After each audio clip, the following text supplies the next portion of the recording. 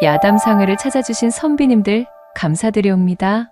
야담상회와 함께 즐거운 시간 보내시길 희망해 봅니다.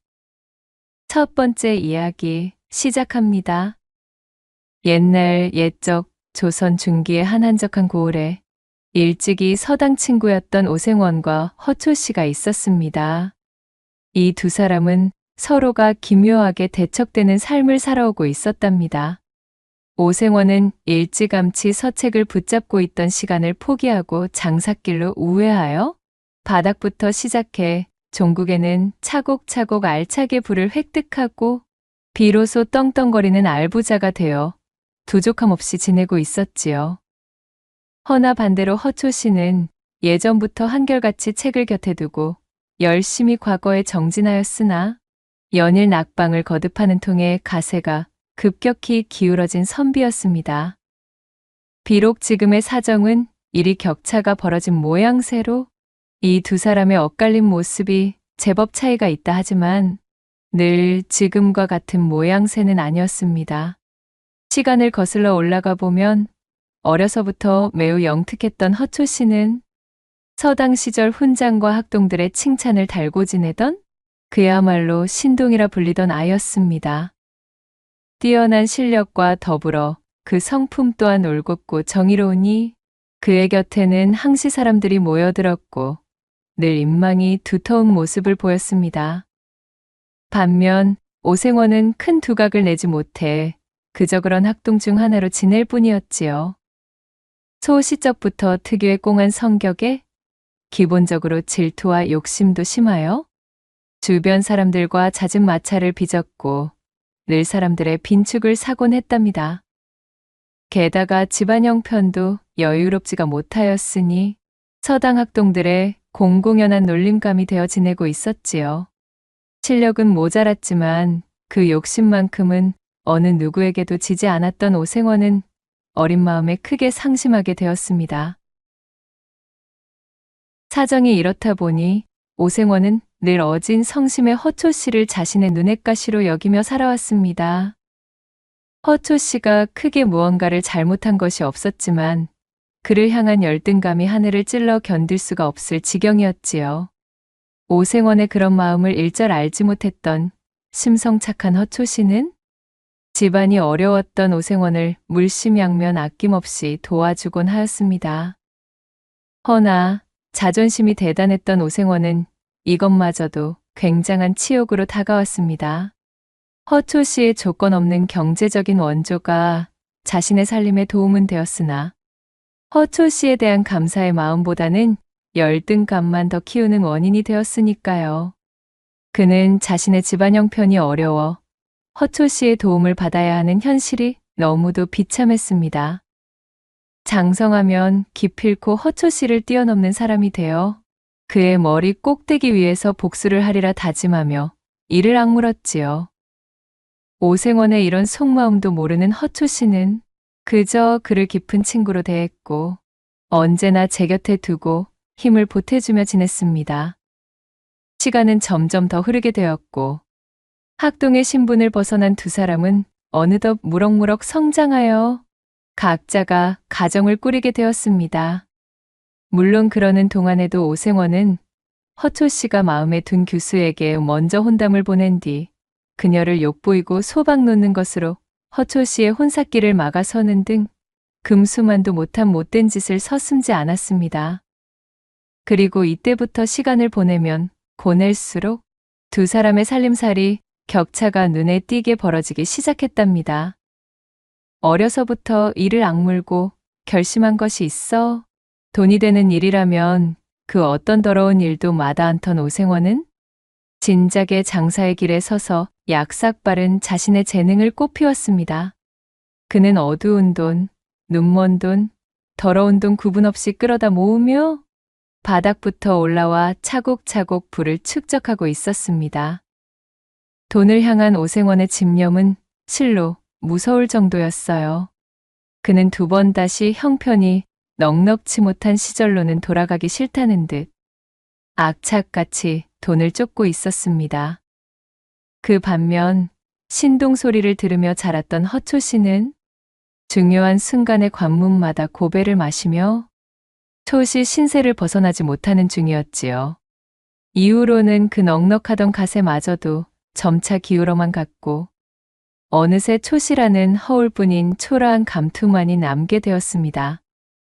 허초 씨가 그렇게 일이 제대로 풀리지 않고 주춤하는 사이 먼 발치에서 그의 소식에 귀를 쫑긋 기울이고 있던 오생원은 그의 앞에 닥친 불행과 흉사에 날마다 쾌재를 불렀지요. 이거 듣자하니 허초시 그놈의 가세가 기울어. 이제는 과거 시험을 보기 위해 한양에 오를 노자조차도 마련하기가 힘들어졌다지? 그거 참 듣던 중 반가운 소리로구먼? 거 아주 꼴 좋다. 오생원은 허초 씨의 몰락이 마치 어릴 적부터 염원해오던 자신의 목표를 이룬 듯 그저 반갑기만 한 것이었습니다. 오생원은 그날 밤 기쁨을 감추지 못하고 돈을 잔뜩 풀어 기녀들을 데려온 뒤 연회로에서 흥청망청 뒤섞여 놀며 옷가지들이 흠뻑 젖은 기녀들을 품에 안고 방탕한 노름을 이어가며 삼경을 지새웠지요. 이렇게 장성한 두 사람의 운명이 서로 엇갈린 가운데 이제 오생원이 허초 씨보다 갖추지 못한 유일한 부분은 후사의 연이 없던 무자식의 자신과는 달리 허초 씨에게는 떡두꺼비 같은 아들이 있다는 것. 그 하나뿐이었습니다. 그럼에도 욕심을 거두지 못했던 오생원은 여전히 허초 씨를 마음에 두고 명분 없는 적개심을 버리지 않았지요. 어느 한적한 저녁 나절, 곰방대를 빼물고 마당을 바라보며 여유를 즐기던 오생원의 집에 그간은 코빼기도 비추지 않던 허초 씨가 불쑥 찾아들었습니다. 예상하지 못했던 허초 씨의 방문에 오생원이 눈을 흘기며 귀고만장 비꼬는 투로 입을 열었답니다. 어이구, 이게 누구신가? 그야말로 지체 높은 우리 초시 어르신께서 이 어인일로 이리 누추한 저 오생원의 거처까지 친히 걸음을 다 주셨누. 내일은 해가 서쪽에서 뜨겠구먼 그려? 이 같은 오생원의 빈정거림에도 허초 씨는 화를 내기는커녕 허어 웃으며 그에게 대답하는 것이었습니다. 아니, 오생원 이 사람아, 못 보던 사이에 아주 농이 한층 더 심해지셨구먼. 어디 내가 못 올 때라도 왔는가? 이 대체 얼마 만에 우리가 이리 다시 만나는 것인가? 그러지 마시고 우리 이리 얼굴을 마주하게 되었으니 오래간만에 술이나 한잔 나누세나. 허초 씨가 푸근하게 웃으며 너스레를 던지자 그것을 바라보고 있던 오생원의 얼굴이 대번에 구겨졌습니다. 오생원은 예전부터 허초 씨의 저런 모습이 마음에 들지 않았지요. 자신이 기를 쓰고 뱉어내는 모진 소리에도 허초 씨는 마음에 생채기 하나 나지 않아 보였습니다. 그 호방하고 대범한 성품이 속 좁고 질투 많은 오생원의 속을 더욱 헤집어 놓는 것이었습니다. 오생원은 크게 헛기침을 하고는 마지못해 하인을 호출하여 술상을 차려오라 역정을 냈습니다. 괜시레 짜증을 받은 하인은 돌아서며 욕지기를 중얼거렸고 한참이 지난 후 부엌대기 하녀 하나가 조촐한 술상을 차려와 두 사람의 앞에 내려놓았지요. 오생원이 미리 하인에게 언질해 놓은 대로 비싸고 좋은 안주거리라고는 찾아볼 수 없는 지독하게도 조촐한 술상이었습니다. 나물 몇 점이 전부였으나 오생원은 그마저도 허초 씨에게 대접하기 아까워 이를 갈고 있었답니다. 허나 허초 씨는 그런 것일랑 아무렇지도 않다는 듯 술상을 받자마자 기뻐하며 외쳤지요. 어이구, 이거 갑자기 찾아와서 실례가 많네. 내 한 상 잘 얻어먹겠네. 인사치레를 하고 술잔을 기울이던 허초 씨가 웃으며 입안 가득 탁배기를 털어넣었습니다. 그렇게 한참이 지나자 오생원이 허초 씨에게 물었습니다. 그래, 찾아온 용건이 무엇인가? 자네와 내가 왕래를 끊은 지 제법 된 것으로 아네만 이리 연통도 없이 불쑥 찾아온 것을 보아하니 필경 무슨 부탁을 할 것이 있어 보이는데 말이야. 내 말이 틀렸는가? 오생원의 물음에 허초 씨가 빙그레 웃으며 고개를 끄덕였습니다. 그리고는 깊이 고민하는 표정이 되더니 말문을 열었지요. 자네, 돈을 좀 빌려줄 수 있겠나? 뭐, 돈? 아니, 이 사람이 갑자기 찾아와서 느닷없이 무슨 봉창을 두드리는 소리인가? 돈이라니? 돈이라는 단어를 들은 오생원의 눈썹이 대번에 지네처럼 꿈틀댔습니다. 그의 표정을 바라본 허초 씨는 술 한 잔을 입에 털어넣고는 한숨을 쉬며 말을 이었습니다. 사실은 내가 지병을 앓고 있는 데다가 말일세. 못난 서방을 둔 죄로 이제는 다세마저 좋지 않아 기울고 말았다네. 앞으로 남겨질 아들놈과 아내가 걱정되어 매 밤잠을 설치는 나날이 계속되고 있지. 당장에 떠오르는 사람이 자네뿐이니 내 염치불구하고 이리 걸음을 하게 되었지 무엇인가. 우리가 어릴 적 서당 친구로 알고 지낸 정이 얕지는 않으니 어떻게 좀 아니 되겠는가? 어흥, 일 없네 그려. 지금은 나도 사정이 힘든 때일세. 겉으로나 번지르르 하지. 속은 골아터져서 영 실속이 없지 뭐겠는가. 그런가? 내가 보기에는 더할 나위 없이 풍족해 보이네만. 그것이 다 허상이고 헛개비 아니겠는가. 나도 이래저래 아주 들어갈 곳이 많아서 죽겠다네. 버는 만큼 또 나가야 될 것도 많은 법이니까 말일세.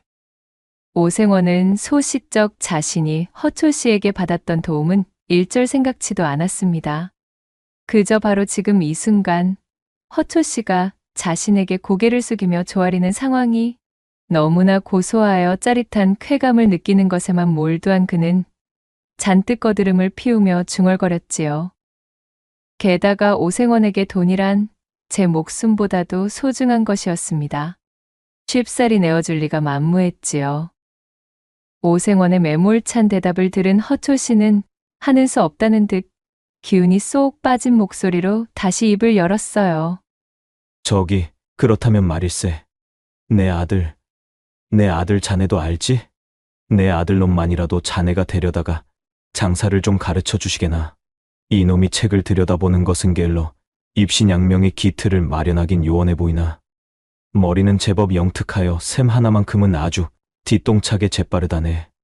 허초 씨는 오생원의 곁으로 바짝 붙어 그의 무릎을 잡고는 통사정을 하며 읍했습니다. 아들놈이라. 모든 것이 허초 씨보다 성공했던 자신이 현재 유일하게 가지지 못했던 바로 그 아들의 존재에 관한 이야기가 나오자 오생원의 이마가 크게 실룩이며 불편한 기색이 감돌았습니다. 오생원은 술잔을 들어 벌컥벌컥 들이키고는 생각했습니다. 대를 이을 아들놈이 있으면 무얼 하나. 가세가 기우로 물려줄 재산 하나 없는 아비가 어디 제대로 된 아비라 부를 수나 있겠어? 안 그래도 아들놈 하나 있는 것으로 유세 떠는 꼬락서니가 아니 꼽던 차에 이것 참 고소하게 되었구만. 말라 비틀어진 나물만 올리라 일러둔 술상에서 젓가락을 깨작거리며 불편한 심기를 비추던 오생원이 속으로 빈정거렸지요. 말이야 바른 말이지. 허초 씨는 아들과 관련하여 오생원에게 거들먹거린 적도 없었습니다. 그저 오생원 본인의 자격지심 때문에 그리 여기고 있었을 뿐이었어요. 이윽고 오생원이 술잔을 들어 한 잔 거나하게 들이키며 말했습니다. 내 본시 여기저기에서 그런 청탁을 받아오는 것이 여러 해 있는 일이라 이거 영 꺼림칙하긴 한데 말일세. 안 그래도 내 장사수완을 배우겠다고 말이야. 전국 팔도서 값비싼 폐물을 싸들고 찾아오는 자들이 어디 한둘이어야 말이지. 오생원은 잔뜩 배짱을 튕기며 거드름을 피우고 있었지만 내심 속으로는 쾌재를 부르고 있었습니다. 그도 그럴 것이 오생원이 언젠가 한번 만난 적이 있었던 허초 씨의 아들 천석이는 허우대가 훤칠하고 매력적인 사내였습니다. 게다가 타고나기를 장사의 힘도 좋아 무거운 짐도 척척 지는 모습을 자주 보았던 터였지요. 자신의 곁에 붙이고 장터를 다니면 안 그래도 견제가 심했던 다른 장돌뱅이 장사꾼들의 불필요한 시비가 붙을 일도 없을 것이었습니다. 뿐만 아니라 천석이에게 무거운 장삿짐 보따리를 넘기면 그간 오생원이 손수짐을 이고 다니며 기진맥진 힘을 빼던 고된 경험들도 더 이상 겪을 필요가 없었습니다. 천석이에게 넘겨버리면 장사길에 나서며 짊어질 수고스러움도 모두 덜 수 있었지요. 귀찮고 힘이 드는 여러 자비를 천석이에게 다 떠넘기고도 장사 소환을 전수한다는 핑계로 품삯 한 푼 줄 필요조차 없었으니 이 얼마나 남는 장사 아니었겠어요. 그중 오생원의 마음을 사로잡은 으뜸의 이유는 뭐니 해도 자신이 늘 열등감을 품고 있던 허초 씨의 아들을 자신의 밑에 두고 하인마냥 부릴 수 있다는 짜릿하기 그지없는 승리감이었습니다. 정말이지 이것보다 더 신명나는 이유는 찾기가 힘들었지요. 어린 시절 허초 씨를 보면서 가졌던 그 모든 질투와 자격지심이 한 방에 날아가는 듯한 기분이었습니다. 여기까지 생각이 미쳤던 오생원은 큰 선심을 쓰듯 팔짱을 끼고 허초 씨에게 말했답니다. 정이 자네의 뜻이 그러하다면 내일부터 천석이를 우리 집으로 보내보시게. 내 자네가 하도 간곡한 성의를 보이기에 청을 들어주도록 하겠네만 이 장사라는 것은 말일세 쉽지만은 않은 길일게야. 각오 단단히 하시고 보내는 것이 좋을 것이란 말일세. 아이고, 참으로 고맙네, 고마워. 내 자네의 이 호의는 결단코 잊지 않음세. 허초 씨는 오생원의 속마음을 아는지 모르는지 연신 그에게 고개를 숙이며 감사를 표했습니다. 그리하여 잠시 후 술자리는 파하게 되었고 허초 씨가 한결 가벼운 발걸음으로 집으로 돌아가자 그의 뒷모습을 바라보고 있던 오생원은 비열한 웃음을 지으며 사랑방으로 들어가 버렸지요. 멍청한 놈. 어디 애비 잘못 만나서 고생하는 아들놈의 얼굴을 보고도 내게 감사하다는 소리가 나오는지 보자. 아니, 영감. 오랜 친구를 만나셨던 거 아니셨어요? 어찌 이리 기색이 언짢아 보이십니까? 후사를 보지 못해 진작에 쫓아내버린 본처 대신으로 젊고 예쁜 맛에 들인 후처가 오생원에게 다가오며 묻자 오생원이 버럭 성질을 내며 일갈했습니다. 못이 어쩌? 친우는 연병을 누가 얼어 죽을 놈의 친우야? 쓰잘데기 없는 소리 하지 말고 싸게 이부자리나 피고 들어 누워봐. 이 여편네야. 언제까지 우리 집에 대를 이을 아들놈을 가져다 놓지 않을 셈이여? 내 본처가 그것 때문에 쫓겨났다는 소리도 못 들어보았는가? 오생원의 외침에 무안해져 얼굴이 홍시처럼 붉어진 첩씨를 획 잡아 채 금치미에 거칠게 눕힌 오생원은 속 시끄러운 콧김을 잔뜩 뿜고는 용두질로 그녀를 꾹꾹 눌러대는 밤을 보내기 시작했습니다. 그리고 다음 날이 밝은 아침 대바람부터 허초 씨의 아들 천석이가 오생원의 집을 찾아들었습니다. 허초 씨의 부탁대로 오늘부터 본격적인 오생원의 시동 노릇을 하기 위해 찾아온 것이었습니다. 꾸벅 고개를 숙이며 인사하는 천석이를 내려다보던 오생원은 뒷짐을 진 채 헛기침을 쏟으며 거드름 가득한 태도로 입을 열었지요. 너희 아비가 하도 극진히 청하였기에 내 하는 수 없이 너를 드리는 것을 수락했느니라. 내 앞으로 너에게 장사의 기본과 나아갈 길을 알려주도록 할 터이니 곁에서 항시 나를 제대로 보필하며 어깨너머로 잘 배워보도록 하여라. 알겠느냐? 예, 생원 어른, 여부가 있겠습니까? 부디 맡겨만 주십시오. 미력 하나마 최선을 다할 것을 다짐하고 약속드리겠습니다. 그래. 능력 없는 못난 아비를 둔 너에게 무슨 죄가 있겠느냐? 이것이 다 제 가정을 제대로 건사하지 못한 내 아비가 쌓은 죄건을 어찌되었든 천석이 내 놈은 나의 밑에서 한 3년만 굴러먹다 보면 그 이후로는 너 혼자서도 밥값 정도는 할 수 있을 수준으로 커 있을 터이니 너무 걱정일랑 말거라.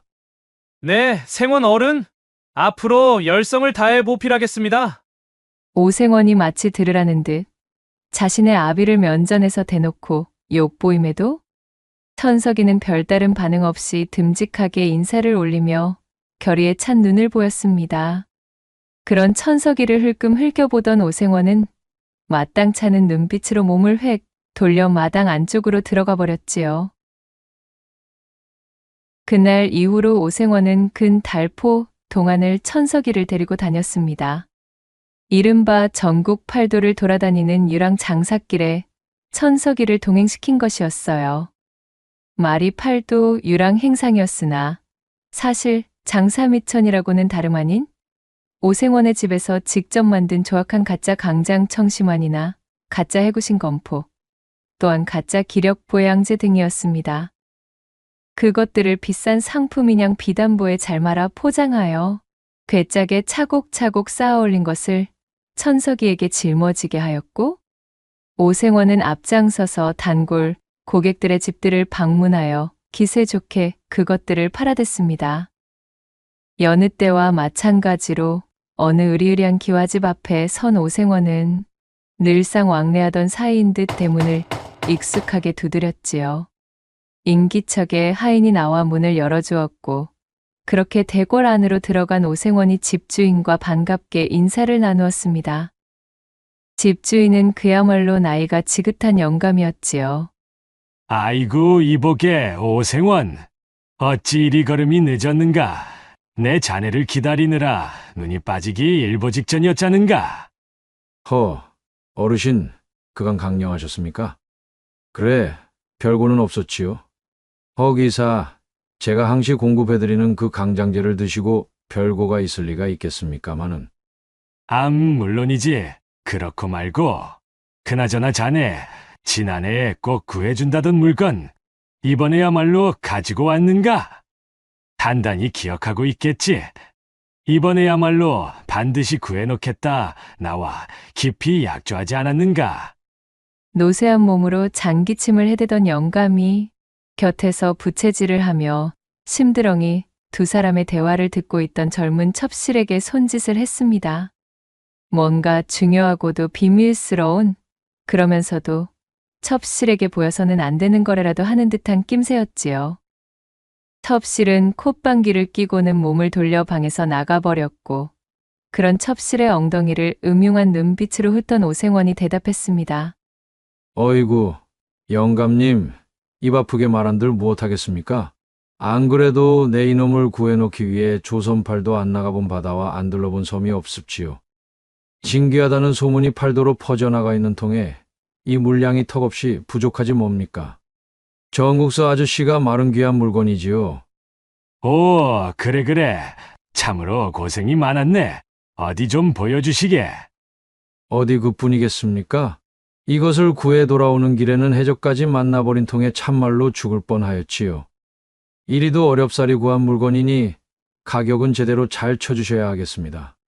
자, 천서가 여기 영감님께 우리 물건을 보여드리거라. 오생원의 하명에 천석이 짊어지고 온 짐짝을 열어 비단 보따리를 풀어 보였습니다.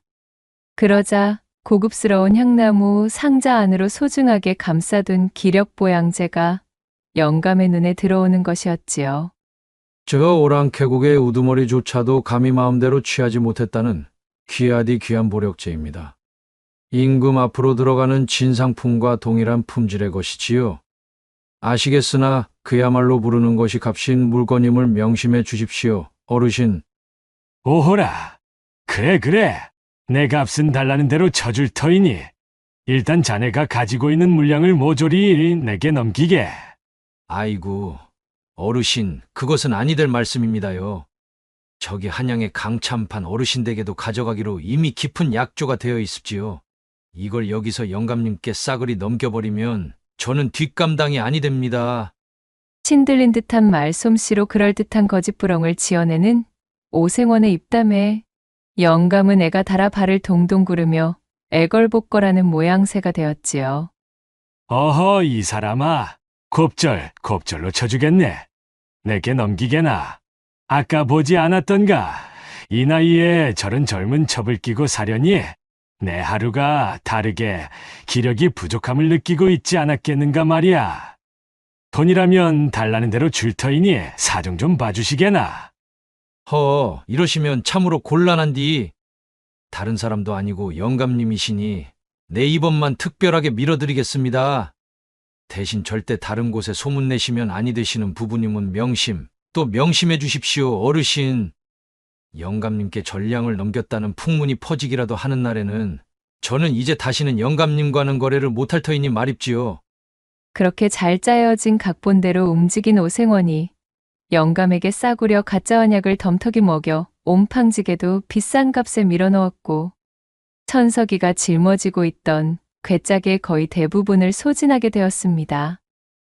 가벼운 발걸음으로 영감의 집을 나선 지 조금 지났을 때 자꾸만 뒤를 돌아 방금 전에 기와집을 힐끔거리던 천석이 무겁게 입을 열었습니다. 저 하생원 어른, 제가 무엇을 좀 여쭈어도 되겠습니까? 그래, 말해보거라. 다름이 아니고 방금 파신 기억 보양제 말입니다. 그것은 그저 제가 뜯어온 자포를 말려 집에서 대충 뭉쳐낸 한약 아닌지요. 그런 것을 어찌 저리도 비싼 값으로 팔 수가 있으십니까? 천석이의 말을 들은 오생원이 너무나 한심하다는 표정을 지으며 멈춰섰습니다. 그는 꾸짖듯 천석에게 소리쳤지요. 못이 어쩌고 어째? 아니, 이런 세상천지 덜 떨어진 놈 같으니라고는 제 아비를 닮아 융통성이라는 것이 아예 씨가 말라버린 놈이로구만. 이 멍청한 놈아, 본디 장사라는 것이 다 그런 것임을 정녕 모른단 말이더냐? 자네 집리에 진짜 백인 명약을 구해온들 그것이라고 어디 무조건 다 제값을 하는 줄 안다면 큰 오산이니라. 그저 좋은 것이라고 믿고 먹으면 그것이 곧 보양제요 보력제인 것을. 저 영감은 골골대는 몸으로 저토록 젊은 첩실비위를 맞추느라 밤마다 진땀을 빼며 시달리고 있으니 이번 거래로 누이 좋고 매부 좋고 아니겠느냐. 오생원이 침을 튀기며 열변을 토하니 천석이는 실망스럽다는 듯 작게 중얼거렸습니다. 허나 생원 어르신, 그것은 남을 속이는 행위지 않습니까? 아니, 이놈이 그래도 썩 입을 다물지 못할까? 그런 마음가짐으로 무슨 큰일을 배우겠다고. 내 놈은 참으로 부자가 되긴 다 글렀다, 이놈. 화가 나 잔뜩 성을 내며 팔자걸음으로 앞서 걷는 오생원의 뒷모습을 지켜보던 천석이 조용한 목소리로 말했지요. 부자라. 부자 말씀입니까?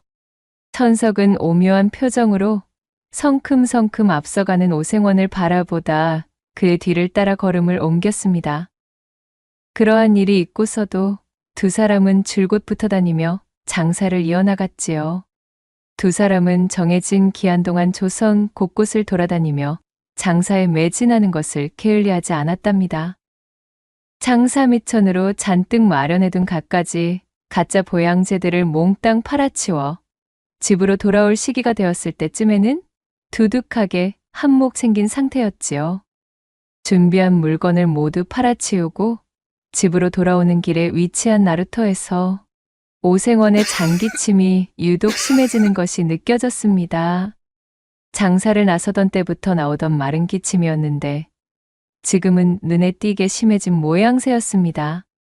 이거야 원, 제 얘기. 해가 갈수록 몸이 약해지는구먼. 자, 서두르자. 이 배를 놓치면 하루를 꼬박 기다려서 배를 잡아야 하니 손해가 이만저만이 아닐 것이야. 예, 생원 어른. 우직하게 자신을 보필하는 천석이의 부축을 받으며 그렇게 그들은 첫 장거리 장사길을 성공리에 마치고 집으로 돌아오게 되었습니다. 함께 다녀보니 오생원의 생각보다도 천석이는 더욱 쓸모가 많았습니다. 처음에는 허초 씨에 대한 자격지심과 억하심정으로 천석이를 낮잡아보고 멀리하였으나 시종일관 성실하고 초심을 잃지 않는 꾸준한 모습에 서서히 그에 대한 마음도 열리고 있었답니다. 오생원은 그 이후로도 천석이를 데리고 곧잘 장사를 나가게 되었고 그렇게 꼬박 3년이라는 시간을 방방곡곡 조선팔도를 누비며 장사를 하며 천석이를 가르치게 되었습니다. 그 시간 동안 오생원의 장사 수완을 알뜰살뜰 흡수한 천석은 이제는 오생원이 시키지 않아도 능숙하게 장사를 할 수 있게 되었지요. 일취월장 수완이 늘어 천석이는 당최 못 파는 물건이 없었습니다. 어느 날은 목표한 금정보다도 훨씬 더 많은 수확을 올릴 때도 있었으니까요. 그러나 돈만을 바라보며 건강을 돌보는 것에 게을렀던 오생원은 계속되는 험난한 장사의 여정길에 노출되어 나날이 건강이 쇠약해지고 있었습니다. 꼬박 3년을 채우고 나니 그의 몸 상태는 매우 악화되었기에 장사 말미쯤에는 차도가 보이지 않을 정도로 좋지 않은 상황이 되어 있었습니다. 잔기침으로 시작하던 곧불기가 이제는 뿌리 깊은 기침으로 변질되어 각혈의 빈도마저 잦아지더니 마침내 자리에 드러눕고 만 것이 아니겠어요? 순식간에 앙상해진 몸으로 자리에 몸져 누워있는 오생원에게 한 짐 가득 장사거리를 실어나가 몽땅 팔아치워 엽전을 두둑히 챙겨온 천석이가 다가서며 걱정스레 말했습니다. 생원 어른, 좀 어떠십니까? 어서 쾌차하셔야 또 장사길에 나설 텐데요. 그동안 불평불만 한마디 뱉는 법 없이 자신의 밑에서 3년간 비가 오나 눈이 오나 한결같이 시중을 들어온 천석이를 어느새 신뢰하게 된 오생원은 자신을 찾아온 임종의 순간을 깨닫고는 입을 열었지요. 천서가, 그간 내 밑에서 온갖 툭툭한 일을 견디며 참으로 잘 버텨내었구나. 내가 가진 장사 수법을 너에게 모두 전수하였단다. 이제 나 없이 너 스스로도 충분히 부자가 되어 무너진 너희 집안과 가세를 일으킬 수 있을 것이다. 이제부터는 천석이 네가 나의 상단과 전방들을 맡아 관리하며 그렇게 명맥을 유지해다오. 그리고 우리 집안과 내 후처 역시도 내 잘 부탁하마. 속 깊은 곳에서 끓어오르는 진심을 힘겹게 전한 오생원이 눈물 가득한 얼굴로 천석이를 올려다보며 글썽거렸습니다. 후계자로 삼을 아들 하나 없었던 오생원은 자신을 보필하며 긴 시간을 함께해준 천석이에게 의부사들과도 엇비슷한 감정까지 느끼며 어느새 천석이를 의지하고 있는 자신을 발견한 것이었지요. 그렇게 끓어오르는 기침을 힘겹게 거두며 오생원이 말을 마치자 어찌된 영문인지 그것을 잠자코 듣고 있던 천석의 표정이 차갑게 식어가는 것이었습니다. 흉흉한 눈으로 오생원을 내려다보던 천석이 무겁게 운을 떼었어요. 부자 말씀이십니까? 생원 어른, 저는 그런 식으로는 부자가 되고 싶지 않습니다. 제가 추구하는 길은 음험한 노인네에게 가짜 환약이나 밀어넣으며 거짓된 강장제를 권하는 그러한 방식은 아니지요. 허나 말씀하신 대로 생원 어르신의 후처분 만큼은 그리 걱정하지 않으셔도 될 geb니다. 어르신의 말씀이 없으셔도 이미 오래전부터 제 선에서 잘 보살펴드리고 있었으니까 말이지요. 천석이의 의미심장한 말에 오생원이 대체 이것이 무슨 소리인가 싶어 어리둥절하던 그때 마침 방문을 두드리며 오생원의 후처가 들어왔습니다. 그녀의 손에는 오생원에게 먹일 약사발이 담긴 소반이 들려 있었지요. 처음에는 사이좋게 부부 생활을 영위하고 있었지만 전처와 마찬가지로 후처인 그녀에게도 도무지 상기가 찾아올 기미를 보이지 않자 이에 크게 실망한 오생원은 그녀를 구박하며 나날이 모질게 대하고 있던 참이었습니다. 허나 다행인지 불행인지 후처는 그 천성이 곱고 어지럽기에 오생원의 몹쓸 구박을 묵묵히 감내하며 지금까지 그를 제아비로 따르고 있었지요. 두 여인 모두에게 후사를 기대할 수 없었음에 오생원은 모든 것을 체념하고 포기하려던 참이었습니다. 여보, 좀 어떠셔요? 이 약을 좀 들고 어서 쾌차하셔야지요. 여기 약을 우욱. 아니 그런데 이게 무슨 일이겠어요? 오생원에게 약사발을 내려놓으며 앉던 젊은 후처가 탕약의 후텁지근한 냄새를 맡더니 갑자기 헛구역질을 하는 것이 아니겠어요? 그 모양새가 여느 헛구역질과는 달랐음을 한눈에 알아차릴 수가 있었답니다. 자리에 누워있던 오생원이 그것을 알아차리고는 두 눈을 부릅뜨며 말했습니다. 뭐시여? 아니 이게 무슨, 언제부터요? 몇 달이나 되었는가? 그의 추궁에 화들짝 놀란 젊은 부인은 그저 고개만 떨굴 뿐 말이 없었습니다. 그때 천석이가 오생원의 말을 가로채며 입을 떼었습니다. 어르신의 씨가 아니니 안심, 아니 관심은 끄셔도 좋습니다. 아마도 이제 석 달 차 되었을 geb니다. 지피는 밤으로 셈을 해보면 아마 그쯤일 테지요. 3년간 장삿길에 나서며 자신의 젊은 처와 합방한 적이 일절 없었던 오생원이 천석이의 말에 돌아가는 상황을 퍼뜩 알아차렸지요. 어쩐지 밤만 되면 후처가 묘하게 자신이 잠들기만을 기다리는 눈치를 보인다 싶었는데 이런 속사정을 숨기고 있었을 줄은 몰랐던 것입니다.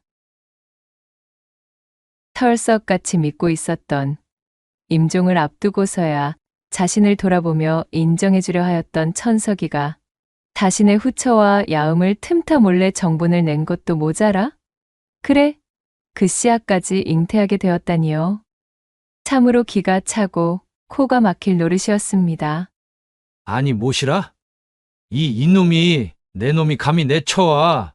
믿었던 도끼에 발등이 찍힌 분노에 핏발 가득 선 눈으로 무섭게 천석이를 올려보던 오생원이 깊은 기침을 하며 소리쳤습니다.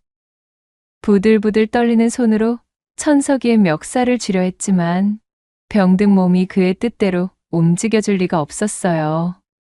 그런 오생원의 몸부림을 묵묵히 바라보고 있던 천석이는 아무런 표정도 없이 침착한 목소리로 말을 이어나갔습니다. 생원 어른께서 일찍이 저희 아버지를 하대하며 괄시해온 것을 저는 이 집에 들어오기 전부터 모두 알고 있었습니다. 소시적 제 아버지의 도움을 받아 생원 어른께서 본인의 집안을 일으키고도 정작 저희 아버지가 도움이 필요할 땐 냉랭히 외면하셨던 것 또한 잘 알고 있지요. 생원 어른, 일전에 저를 향해 부자가 되긴 글러먹은 놈이라 칭하신 적이 있으시지요. 허나 저는 생원 어른과는 조금 다른 길로 걸었을 뿐 부자가 된다는 최종 목표는 다르지 않았습니다. 제가 부자가 되는 방식은 바로 이런 식이었으니까요. 저는 이 집안의 모든 것을 물려받을 적법한 후회가 끊긴 이 집안을 취하여 제 것으로 만들 작정입니다. 여기 있는 어르신의 후처와 새살림을 차려 뱃속에 있는 아이와 함께 가정을 꾸려서 말이지요. 언제부터 담아왔는지도 모를 천석이의 진심이 담긴 잔잔한 분노에 오생원은 할 말을 잃은 채 입만 벙긋거릴 뿐이었습니다. 그의 황망한 눈빛을 내려다보며 천석이 마지막 말을 뱉었습니다. 생원 어른, 본디 장사라는 것이 이런 것 아니겠습니까? 제게 그리 가르치지 않으셨습니까? 누이 좋고 매부 좋은 것이 바로 장사의 기본이라고 말이지요. 가르침대로 행하고자 하였던 것이니 너무 노여워는 마시기 바라겠습니다, 어르신. 이놈! 부엉이가 구슬프게 우는 삼경의 시각, 치밀어 오르는 화를 주체 못한 오생원은 그날 밤을 넘기지 못하고 그렇게 원통하게도 눈을 감아버렸습니다.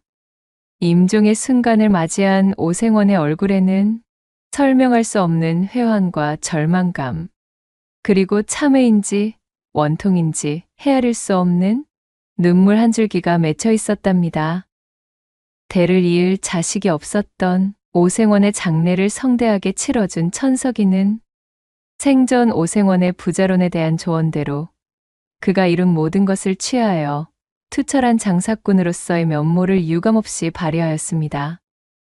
자신의 아이를 잉태한 그의 젊은 처와 부부의 가약을 맺고 오생원이 한평생 긁어모은 재산을 손쉽게 차지하여 기울어가던 허초 씨의 가세를 단숨에 일으켰을 뿐 아니라 그간 핍박받으며 모진 구박 속에 살던 후처에게 날개를 달아주어 그녀가 행복할 수 있도록 최선을 다하였고 후처 역시도 자신에게 어질게 대해주는 천석이를 새로운 지아비로 모시며 그렇게 행복한 삶을 꾸려나갔다 전해지고 있사옵니다. 두 번째 이야기 시작합니다. 산세가 요란하게 지저귀는 옛 조선에 번창했던 수도 한양의 창덕궁과 경복궁 사이에 위치했던 북촌. 한양에서 대대로 부귀를 누리며 살았던 양반들이 모여 중심터전으로 삼고 있었던 이곳은 뒤로는 백악산과 인왕산이 자리하고 있었고 앞으로는 청계천이 내다보여 빼어난 경치를 자랑하고 있었습니다. 그리하여 북촌의 양반들은 경치 좋은 산기슭에 정자를 짓고 문학과 예술을 꽃피우며 풍류를 만끽하곤 하였지요. 이 북촌을 수놓고 있는 기와 집중 하나에 궁정에서 사역하는 내관의 사가, 다시 말해 환관의 집안이 있었으니 이곳에 시집을 오게 된 기품 넘치는 젊은 처자에 대한 이야기입니다. 그녀의 이름은 개월. 유난히도 눈망울이 또렷하여 제 고향 청평에서는 어릴 적부터 사슴을 닮았다는 뜻으로 청록이라는 별명으로 불리곤 하였지요. 개월은 본디 번듯한 양반의 집안 여식으로 태어나 한 점 부족한 것 없이 부유하게 자랐지만 몇 다리를 건너 거쳐간 먼 친척이 반정의 음모에 휩쓸리는 통에 개월의 집안까지 그 불똥이 튀어 가세가 기울게 되자 어쩔 수 없이 한관의 집으로 시집오게 된 기구한 팔자였습니다. 얼씨구, 저기 북촌에 그 많은 양반네들 기와집이 널리고 널렸거늘 하필이면 내 시집안에 시집을 가다니. 개월아 씨네 집안도 한때는 위세가 대단하였는디 사람 일이라는 것이 참으로 알다가도 모르겠다. 이 말씀입니다요. 5월이 이거사. 그 입 조심 못하겠는 게야. 내가 짓거리고 있는 그런 소리 누가 듣기라도 했다가는 전것인 네 아니 따위는 네 조상님도 못 지켜준다 이거사. 참네, 제가 뭐 틀린 말을 한 것도 아니잖아요? 아 그럼 어쩌겠어. 그 옛날 권세를 떨쳤다 하여도 지금은 쫄딱 망해버린 가문이니 저리 되는 것이제. 그나마 누가 데려간다는 사람이라도 있을 때 보내는 것이 상책이지. 원래 더더러 조심하라고 하더니 청직의 아재도 지금 누가 들으면 솔찬히 오해사기 좋은 말을 잔뜩 뱉고 있는디요?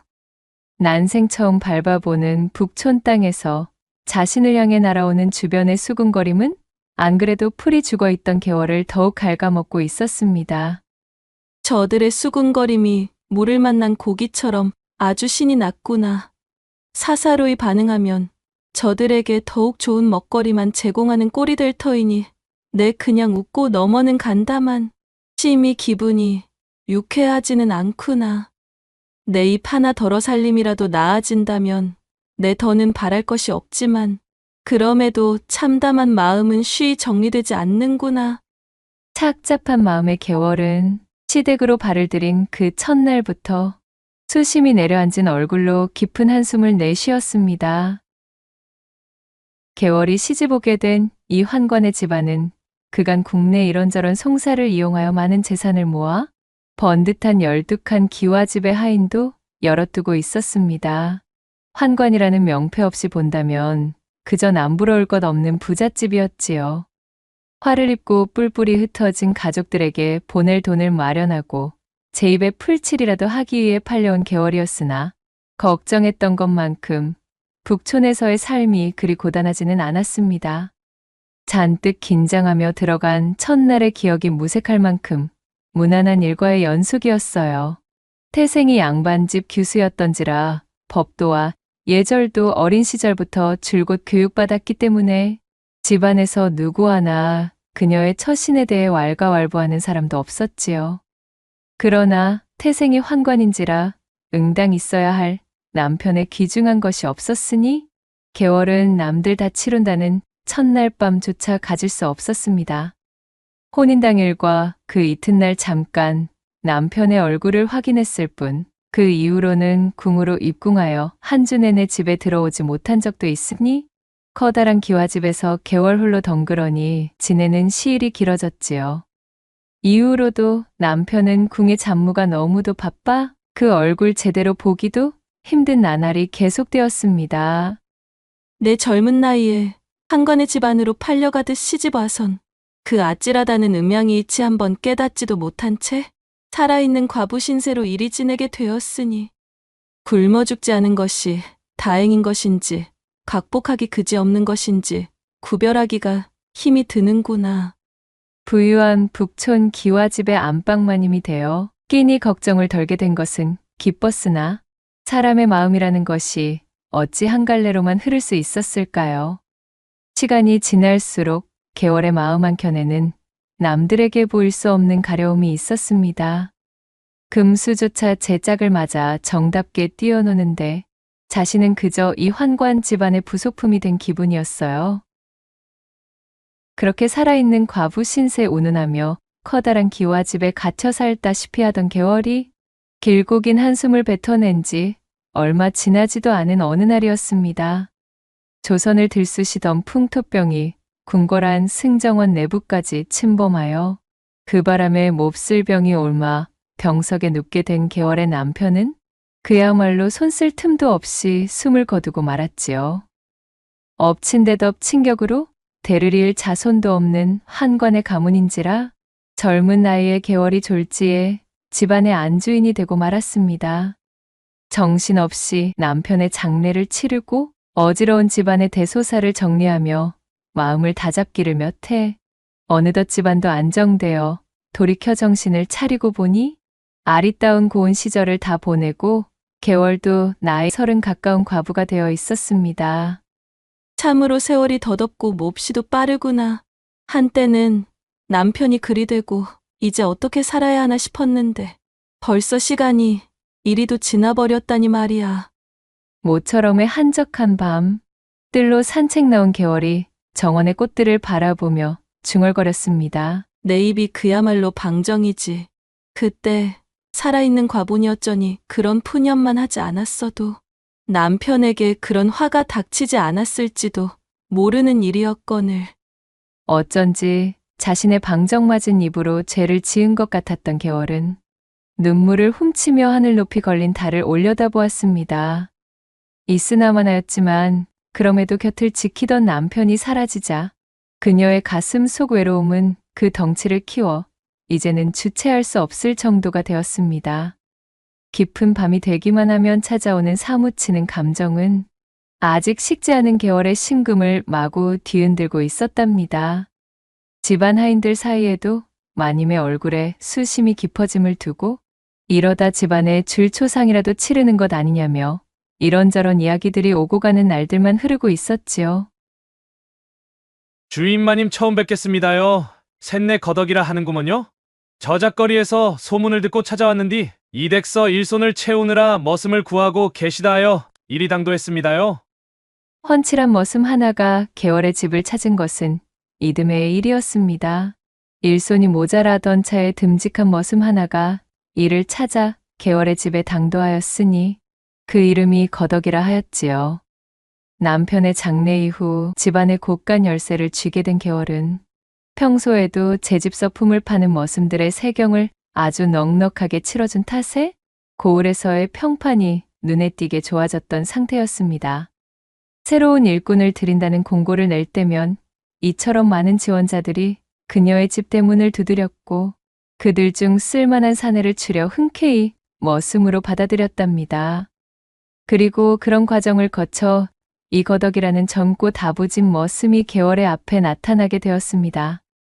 이런저런 일을 시켜본 바 이 거덕이라는 머슴의 일머리가 아주 특출난 것이었지요. 하나를 일컬으면 셋을 해내는 데다 그리 육중치도 않은 몸으로 힘은 어찌나 장사인지 어지간한 머슴 둘셋으로 처리할 일을 거덕이 혼자 해치우니 계월은 여간 든든한 것이 아니었습니다.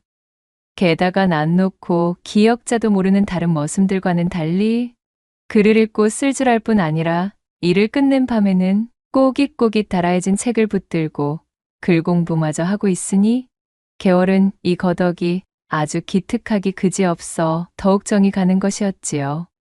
또한 그녀가 밤마다 외로움에 사무쳐 잠이 들지 못하는 날에는 거덕이 어김없이 찾아와 머슴살이를 하기 전 떠돌던 자신의 이야기를 비롯하여 어지간한 재담꾼 못지않게 재미진 이야기들을 들려주며 말벗을 자처했습니다. 그럴 때면 계월의 가슴 깊은 곳에 숨어있던 간지러움이 씻은 듯이 내려갔으니 캐캐 묵은 갈증이 해갈되는 느낌에 그녀는 단꿀 같은 잠에 들 수가 있었지요.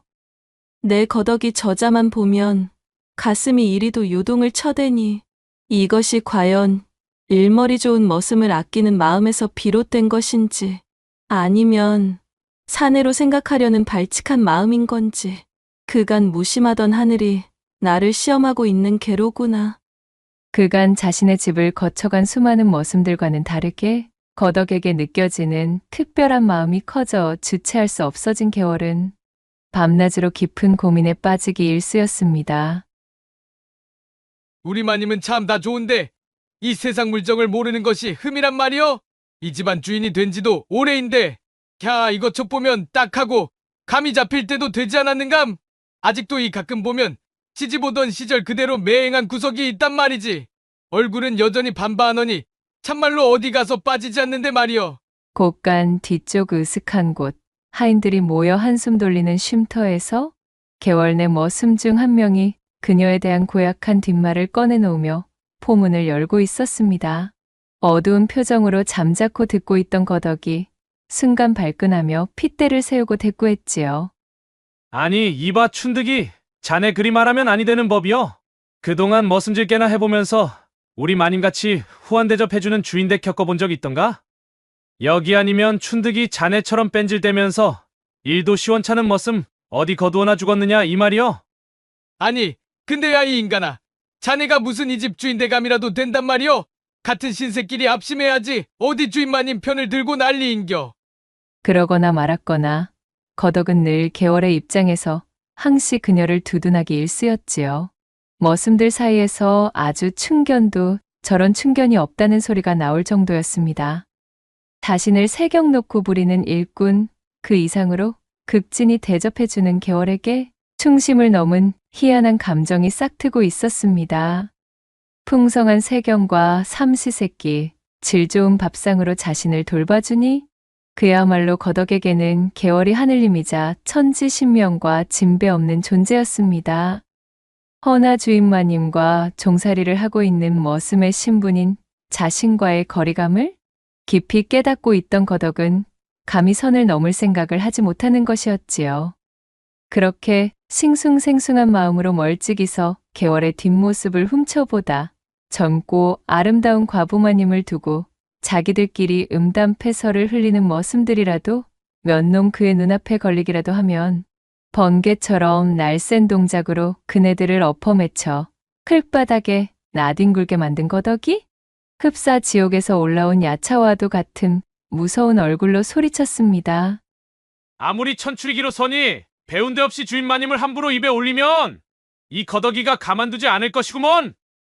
어디 자신 있는 놈들은 그 뚫린 입 신나게 나불거려를 보시라고. 내 아주 마님댁 마당 한가운데다가 거꾸로 말뚝 박듯이 박아 넣어 버릴 테니깐 말이여. 이렇듯 거덕은 듬직하게 자신의 감정을 추스리며 그저 개월의 뒤를 묵묵히 지켜주고 있었지요. 그러던 어느 날 동짓달이 걸린 밤하늘 아래에서 결국 사달이 나고 말았습니다. 거덕이 부엌에서 밤참으로 약과와 대추차를 싸들고 개월의 방문 앞에 살포시 내려두고 발걸음을 돌리는데 그녀의 방 안에서 평소와 같은 인기척 대신 조금 다른 느낌의 이상한 신음이 들려왔습니다. 얼레? 마님, 저 거덕입니다요. 안에 무슨 일 있습니까요? 낌새가 이상함을 눈치챈 거덕이 놀라 물었으나 방 안에서는 아무런 대답이 없었습니다. 한참을 밖에서 서성이던 거덕은 몇 번이고 개월을 불러보았지만 허사였지요. 거덕은 필시 뭔가 단단히 잘못되었다는 것을 본능적으로 알 수 있었습니다. 마님, 안 되겠습니다. 결례를 용서해 주십시오. 쇳내 지금 들어가겠습니다요. 개월에게 변고가 생긴 것을 우려한 거덕이 방문을 열어젖히고 쏜살같이 안으로 뛰쳐들어가자 침소용 저고리 옷을 제대로 여미지도 못하여 하얀 어깨를 그대로 드러낸 개월이 방 구석에서 벌벌 떨며 웬 괴한에게 붙들려 있는 것이 아니겠어요? 개월의 입을 틀어막고 위협하고 있던 사내는 뛰쳐들어오는 거덕을 보자마자 깜짝 놀라며 개월을 내동댕이 치고는 밖으로 도망치려 하였습니다. 아니 뭐야, 내 이놈 경을 쳐도 200번 쳐 죽일 썩어나 자빠질 놈아. 냉큼 거기 못 서겠느냐? 거덕은 그 길로 목침을 집어던져 솜씨 좋게 괴한의 뒤통수를 가격했고 날벼락을 맞은 괴한은 그 자리에서 혀를 빼물고 기절하고 말았지요. 거덕의 날랜 동작을 지켜보던 개월이 비로소 안도의 한숨을 뱉었습니다. 그녀의 온몸이 두려움에 질려 벌벌 떨리고 있었지요. 고개를 돌려 그 모습을 발견한 거덕은 다시금 지옥의 야차 얼굴이 되어 시뻘겋게 달아오른 낯빛으로 괴한을 향해 고함을 질렀습니다. 네 놈이 뭐하는 놈인지 전후사정은 모르겠다만 일단 메타작부터 흠씬 맛보다 보면 내 무슨 일인지는 차차 알게 될 것 같구나. 감히 우리 만인에게 손을 대. 어디 내 손에 요절나봐라 이놈. 머리끝까지 화가 뻗친 거덕의 치도곤에 괴한은 말 그대로 쥐포처럼 뻗어버렸습니다. 일사천리로 포도청에 연통을 넣어 집으로 당도한 포졸들에게 괴한을 넘기고 보니 괴한은 평소에도 보이지 않는 곳에서 개월에 험담을 해대며 호시탐탐 그녀를 노리던 불량스러운 머슴 중 한 명이었어요. 마님, 많이 놀라셨지요? 괜찮으십니까요? 이제 안심하셔도 되는구먼요. 어휴, 정말 고맙구나. 거덕이 내가 아니었으면 졸지에 이대로 무슨 꼴을 당하였을지. 내 아무리 혼자 된 지 오래된 과부라 쉽게 보였다고 하여도 어찌 세경을 주던 머슴에게 이런 일을 상상만 해도 소름이 돋는구나. 호롱불빛에 얼핏 비치는 개월의 얼굴엔 핏기가 가셔 창백해져 있었습니다. 아직도 놀란 가슴이 진정되지 않아 그녀의 어깨가 가늘게 떨리고 있었지요. 어이쿠, 마님 저기 그것이 거덕은 그제야 개월이 난리통의 옷을 채 갈아입지도 못한 채 떨고 있는 것을 발견하였습니다. 시선을 거두려 해도 첫눈처럼 뽀얗게 반짝이는 그녀의 어깨는 거부하기 힘든 유혹을 뿌리고 있었습니다. 난리법석이 끝난 이후 개월의 안방. 언제나 자신의 곤경에 용맹한 범처럼 한달음으로 달려와주는 거덕이 이번에도 자신을 위험에서 구해내자 이제 개월이 거덕에게 가진 호감은 그 감정을 키울 대로 키워 연정이라 불러도 손색 없을 만큼이 되어 있었지요. 괴한을 혼내주느라 풀어헤쳐진 옷구름 사이로 번듯하게 비춰지는 튼실한 가슴팍을 보니 머슴 앞에서 허연 어깨를 드러내놓고 있다는 사실조차 잊을 정도로 개월의 심장이 쿵쾅거리기 시작했습니다. 저기 마님 그럼 셋내 그만 일어나 보겠구먼요. 혼절할 뻔하려는 개월을 겨우 안방까지 부축하여 금치미로 누인 거덕이 그제야 정신을 가다듬고 막 몸을 일으켜 나가려는데 뒤에서 개월이 그의 손목을 덥석 잡고 나직이 말했습니다. 저기, 거덕아, 잠시만 나가지 말고 그대로 있거라. 어이구, 마님 어찌 그러십니까? 아래 것들 보면 한바탕 난리가 납니다요. 마음이 진정되셨으면 이제 셋내는 그만 나가는 것이 좋겠구만요. 내 오늘의 부끄럽고 염치 없음은 이 어둠 속에 덮어두고 다시는 들추지 않으마. 그간 너희 덕을 많이도 봐왔다만 오늘 밤은 반드시 내 덕을 좀 보아야겠다. 이 나이 되도록 음양이하빌이라는 것조차 모르고 살아온 내 형편이 스스로 딱히 더는 견딜 수가 없구나. 오늘 같은 일이 벌어지는 이유도 주변에서 그런 나를 업신 여기기 때문일 테지. 이대로는 한이 쌓여 내 죽어도 시신조차 썩지 않을 것이니라. 그리고는 여미고 있던 손을 스스로 내리며 호롱불을 후 불어 끄고는 그대로 거덕을 이끌어 침소 위로 당겼습니다. 이렇게 되면 마님 셋내도 더 이상 참지 못하겠습니다요. 그리하여 혈기왕성한 거덕이 그 두툼한 손으로 개월을 끌어안았고 그날 밤 북촌에서는 드디어 처음으로 음양의 합의를 체험한 개월의 풍악이 온누리에 울려 퍼지게 되었습니다. 그날 이후로 느지막이 음양의 조화로움에 눈을 뜨게 된 개월. 얼굴에는 봄꽃 같은 혈색이 돌고 매사에 웃음이 넘쳐 여유로움과 자비로움이 묻어나니 주변에서도 그런 그녀의 눈에 띄는 변화에 다들 비결을 궁금해하기 시작했지요. 비로소 춘심과 연심이 뒤섞인 사랑에 빠져든 개월은 하인의 눈을 피할 수 있는 곳, 주변의 시선을 피할 수 있는 때라면 지체하지 않고 거덕을 호출하였습니다. 내 필시 천벌을 받게 될지도 모르겠구나. 정녕 이래서는 아니 되거늘. 거덕을 물리고 나서는 언제나 찾아오는 불안함과 자신에 대한 자괴감으로 자책하며 한숨을 토했지만 그것도 그때 잠시뿐이었습니다. 게다가 마음 한편으로는 거덕을 세차게 물리지도 못하여 밤이 찾아오면 속절없이 안방의 문을 슬며시 열어두고는 야음을 타고 주변의 눈을 피해 살금살금 방 안으로 들어오는 거덕의 발길을 모르는 척 내치지 못하였지요. 그렇게 둘만의 비밀이 차곡차곡 쌓이는 오묘한 시간이 흐르고 흘렀습니다. 꽃 피고 새 울고 햇살과 바람이 어우러지고 그러다 낙엽과 함께 어느덧 눈발이 펄펄 휘날리는 한겨울이 당도하였지요. 누군가 북촌의 대궐, 개월의 집 대문을 두드리는 소리가 들렸고 문이 열리자 눈매가 날카로운 낯선 선비 하나가 보따리를 들고 과부 개월의 앞에 나타난 것이었습니다. 개월에게 공손히 인사를 올린 젊은 선비는 다짜고짜 울먹이는 목소리로 읍소하기 시작했어요. 이 북촌 땅에 도의를 중시하고 어려운 자를 내치지 않는 의로운 여주인이 있다는 소문을 익히 들어왔습니다. 듣던 대로 굉장한 미인이시군요. 어허, 이거 제 소개가 늦었습니다. 소인으로 말씀드리자면 남촌자락 너머에 기거하는 민기테라 하옵니다. 염치불구 이리 찾아오게 된 연유를 조금 말씀드리자면 실은 아버님이 덜컥 옥에 갇히신 뒤 그만 집안이 풍비박산나고 말았지요. 연로하신 아버님께서 들어도 본 적 없는 죄목을 덮어쓰고 아무런 이유도 모른 채 관가로 끌려가신 지가 벌써 한 달이 넘었습니다. 이 추운 엄동설 안에 옥살이 중이신 아버님 생각에 자신을 민기태라 밝힌 선비는 서름에 복받쳐 말을 잇지 못하고 닭똥 같은 눈물을 보이며 어깨를 들썩였습니다. 그의 사연이 못내 안타까웠던 개월이 민기태를 위로하며 도닥이자 그는 하던 말을 이어갔습니다.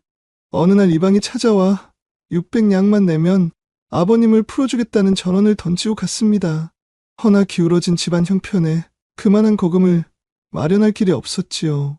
그리고 잠시 하던 말을 멈춘 민기태는 지참한 보따리를 개월의 앞에서 풀어보였습니다. 풀린 보따리 안에서는 휘황찬란한 금구슬이 금빛 자태를 드러냈어요. 저희 22대 선주께서 고려의 문부랑으로부터 하사받은 이 금보옥들로 말씀을 드리자면 저희 집안 대대로 내려오는 가보지요. 가문의 자랑으로 고이 간직해온 것입니다. 참으로 송구한 일입니다만 이 보물을 담보로 600냥을 차용해 주신다면 첫 달 금은까지 이자 100냥을 더해 반드시 갚겠습니다. 개월은 진실된 눈으로 흡수하는 민기태의 딱한 처지를 듣고는 지난날 자신의 집안이 아주 사소한 오해에서 비롯되어 풍비박산을 맞이하고 주저앉은 과거가 떠올랐습니다.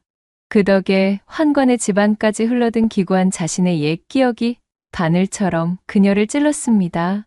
동변상련의 아픔이 진하게 그녀의 심금을 울리는 것이었지요. 그녀는 앞뒤 잴 것도 없이 두말 않고 차용증서와 함께 선뜻 600냥을 내어주었답니다. 목표한 금액을 대출받은 민기태는 개월에게 넙죽 절하고는 600냥이 든 돈주머니를 받아들고 눈발이 날리는 대문을 넘어 사라졌습니다. 다음 날 개월이 담보로 받아든 금보옥들을 조심히 어루만지면서 그 위용에 감탄하고 있던 때였습니다. 새벽부터 머슴들의 곳간 재고 정리를 지휘하고 있던 거덕이가 개월에게 문안 인사를 올리려다 말고 그녀의 손에 들려있는 금보옥들을 발견하고 말했습니다. 마님, 손에 든 그것은 웬 것이옵니까요? 오, 그래. 거덕이 들었구나. 이것이 실은 말이란다. 거덕을 발견하고 반가운 목소리로 맞이한 개월은 효자 선비 민기태와 있었던 일들을 빠짐없이 이야기해 주었어요. 헌데 그녀의 말을 들은 거덕이 의심스러운 눈초리로 금보옥들을 훑더니 이내 난색이 되어 입을 여는 것이었지요. 저기 마님, 쇳내가 잠시 살펴봐도 될깝쇼. 개월에게 금보옥들을 받아든 거덕은 도끼 눈을 하고 살펴보기 시작했습니다. 그리고는 한숨을 내쉬며 말했습니다. 마님, 쇳내의 지식줄이 얄팍하기나나 고려의 왕조의 그러한 왕명은 없었습죠. 게다가 이것이 그리 값진 물건이고 어차피 600냥을 차용할 작정이었다면 그냥 이 보물들을 600냥 대신 이방에게 바로 넘겼으면 되는 일을 어찌 귀찮게 엽전으로 바꿔갔겠습니까요. 또한 이 금보옥들은 순금의 것이 아니라 납덩어리 위에 도금을 입힌 것이구먼요. 이 짝을 한번 보셔야 쓰겠구먼요. 거덕이 손가락으로 가리키는 곳을 살펴보니 거뭇거뭇 잡금 속에 빛이 올라오며 금박이 벗겨진 부분이 보였습니다. 그제야 사기꾼 선비에게 속았음을 깨달은 개월은 화들짝 놀랐지요. 그녀는 뒤늦게 집사를 호출하여 급히 남촌으로 보낸 민기태를 찾으라 일렀습니다. 하지만 사기꾼이 어디 자신의 거처를 바른 대로 이야기했을 턱이 있을까요? 소득 없이 돌아온 집사의 보고를 받은 개월은 충격으로 자리에 드러눕고 말았습니다. 그런 개월에게 거덕이 다과상을 내오며 말했지요. 마님, 걱정하실 것 없습니다요. 내일 까정고 금두꺼비가 가짜라는 것을 일절 입 밖에 내면 안 되는구먼요. 쇳내에게 좋은 수가 있으니께 이놈 거덕이만 믿고 계셔보셔요. 이튿날 이른 새벽녘이 다 되자 거덕은 준비해두었던 밧줄로 마님인 개월을 꽁꽁 묶었습니다. 마님, 좁게 불편하시겠지만 잠시만 버티고 계시면 됩니다요.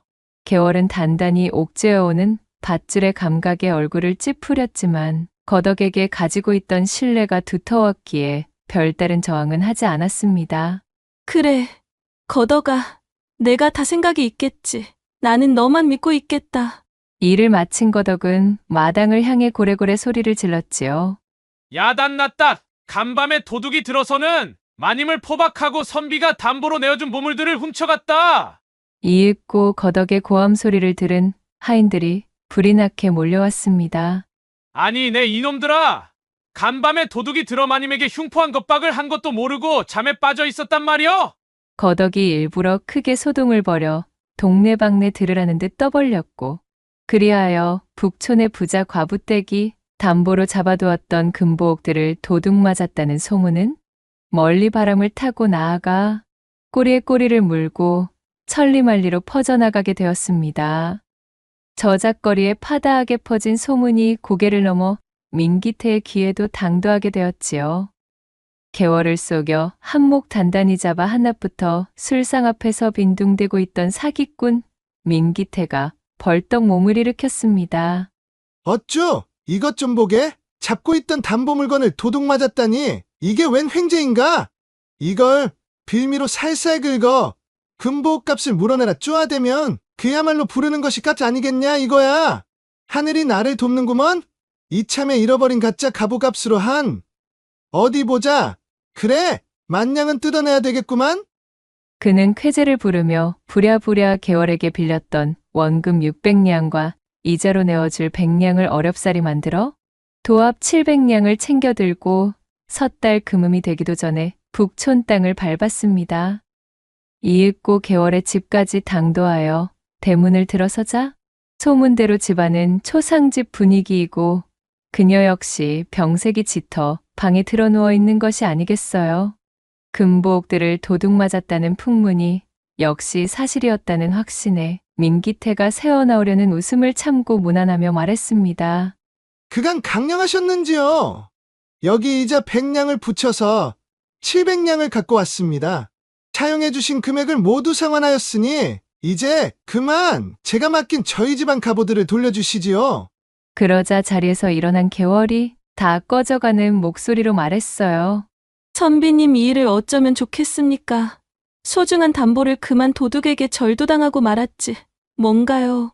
그 말만을 기다리고 있던 민기태는 드디어 올 것이 왔다는 얼굴로 으름장을 놓으며 펄쩍 뛰었습니다. 아니, 뭐요? 그것이 대체 얼마짜리인 줄이나 아십니까? 좋기 만냥은 넘는 물건입니다. 네, 정말 면목이 없게 되었소이다. 여러 말 하실 필요 없고 당장 잃어버린 저희 집안 갑오값으로 만냥을 내어주시든 아니면 관하로가 사또 앞에 서시든 하시지요. 그러자 문 밖에서 그 말을 듣고 있던 거덕이 아주 잘 만났다는 듯 몽둥이를 들고 들어왔습니다. 어안이 벙벙해진 민기태가 두리번거리며 상황을 파악하려는데 거덕이 이를 드러내고 웃으며 말했습니다. 얼씨구, 그래 이 선비님께서 사또 앞으로 가자신답지요? 그래, 거덕이 들었구나. 이 사기꾼 선비님께서 사또 앞으로 가자시는구나. 내 생각은 어떠하느냐? 그거 참 듣던 중에 반가운 말이구먼요. 여기 그 가짜 가보나불행이인지 금보옥 모시기인지를 가지고 왔으니 요것과 함께 가면 쓰겠구먼요. 거덕이 민기태의 눈앞에 가짜 금보옥들을 집어던지면서 말하자 도둑 맞았다는 물건이 버젓이 자신의 앞에 등장한 것을 본 민기태의 얼굴이 대번에 허옇게 질렸습니다. 한바탕의 소동극이 끝이 나고 거덕의 훌륭한 꾀 덕분에 민기태를 포도청에 넘긴 뒤 잃어버린 원금과 이자까지 고스란히 받아낼 수 있었던 개월. 그녀는 거덕에게 가지고 있던 막연한 연심을 더 이상 숨기지 않았습니다. 하인들의 눈을 피하거나 주변 사람의 눈을 피하지 않게 된 것이지요. 현명하게 대처하여 큰 금액의 손실을 초래할 수도 있었던 일까지 이렇듯 번듯하게 처리해 주었으니 개월의 입장에서는 이토록 건실한 남자를 더 이상 외면할 이유가 없었던 것입니다. 그 길로 개월은 살림을 합쳐 거덕에게 안방을 내어주게 되었고 성대하게 혼례까지 올리게 되었지요. 머슴과의 재가를 두고 고을 사람들이 수근거리기도 하였지만 두 사람에게 그런 사소한 잡음 따위는 전혀 문제되지 않았습니다. 자신들이 펼쳐갈 인생은 오로지 자신들의 것이었기에 그 누구도 대신 살아주지 않는 자신의 인생에 대해 왈가왈부 떠들어대는 주변인의 고나리는 귀담아 들을 필요가 없다고 느낀 것이지요. 이후로 거덕은 개월의 남편이 되어 그녀를 지극정성으로 보살피며 제 인생에서 맞이한 보물처럼 아껴주었습니다. 개월 역시도 거덕을 서방님으로 맞이하여 전에 없던 안정감을 느끼며 이제서야 비로소 제 삶의 행복을 되찾은 기분이었어요. 두 사람은 국촌의 명물이 되어 금슬좋기로 제일 가는 부부로 평생토록 연을 다하였다는 후문이 옵니다. 낭독해드린 이야기가 선비님들 마음에 드셨다면 구독과 좋아요, 댓글로 야담상회를 응원해 주셔요. 늘 잊지 않고 야담상회를 찾아주시는 여러분들 시청해 주셔서 참으로 감사하옵니다.